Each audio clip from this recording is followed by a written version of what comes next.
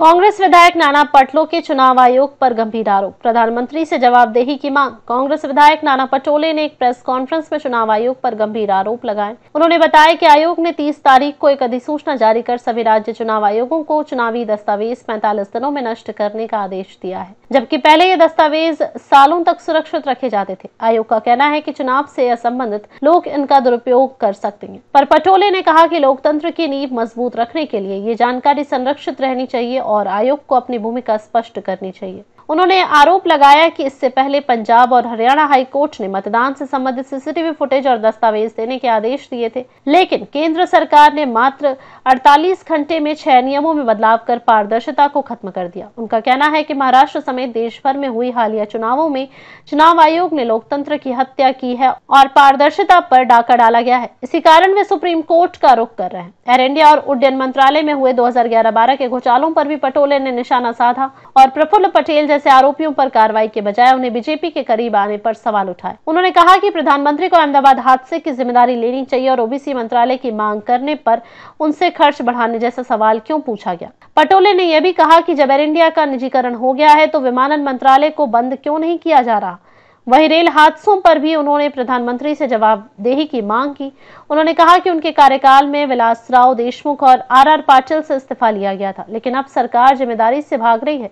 देवेंद्र फडणवीस और राज ठाकरे के beach match fixing का आरोप लगाते हुए उन्होंने कहा कि हिंदी का मुद्दा केवल जनता का ध्यान भटकाने के लिए उठाया जा रहा है, जबकि जरूरत इस बात की है कि स्कूलों में बच्चों को बैठने की व्यवस्था पर ध्यान दिया जाए।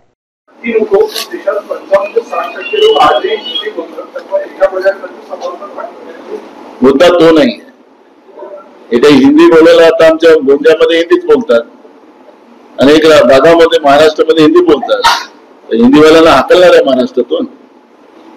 मुद्दा तो नाहीये, मॅच फिक्सिंग आहे। मी काल पण सांगितलं, देवेंद्र फडणवीस आणि राज ठाकरेची मॅच फिक्सिंग आहे।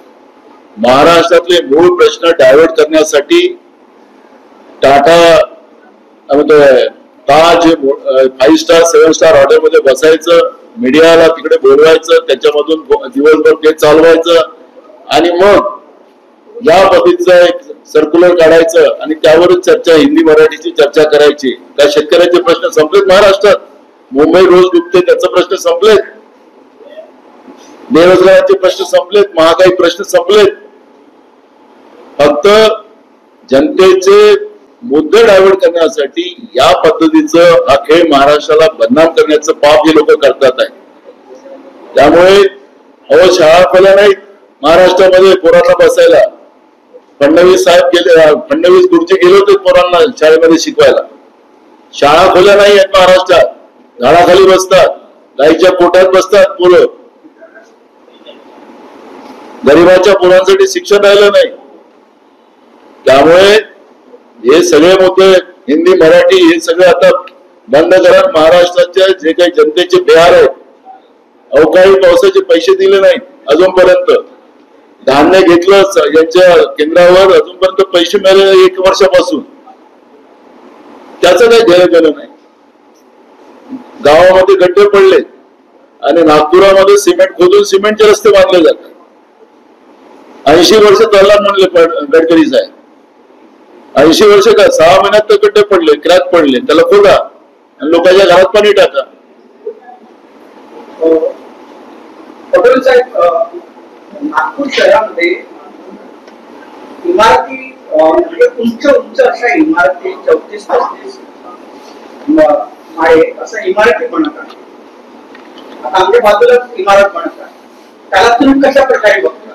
एक बघा, आता अहमदाबाद मध्ये विमान जे क्रॅश झालं त्याच्यामध्ये एक मुद्दा पुन्हा आला त्यासमोर की हे जे विमान एरिया जो असतो त्याच्यामध्ये उंच इमारती आणि त्याचे मूळ कारण ऍक्सिडेंटचे ते पण ठरतात।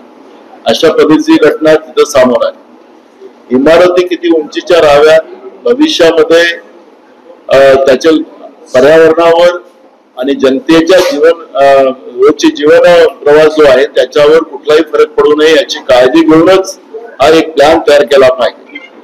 पण बिल्डर पण आता त्यांचेच आहेत, तुमच्या घराच्या बाजूचा बिल्डर त्यांचाच असेल, नेत्यांचे पैसे त्याच्यामध्ये सहभागी आहे असं लोक चर्चा करतात नागपूरचे। मला माहिती आहे, मी तो गावातला खेड्यातला माणूस आहे, शेतकरी माणूस आहे, पण इथं अशी चर्चा करतात ऐकायला मिळतं कधी कधी, म्हणून ते तुम्हीच विचारला म्हणून सांगितलं. म्हणून त्यांच्या पैसे देतो गुंतले म्हणून जास्त प्रॉफिट कमवण्यासाठी घरांची इमारत बांधायचं आणि जनतेच्या जीवनाशी खेळायचं हे चाललं असेल तर हे पाप.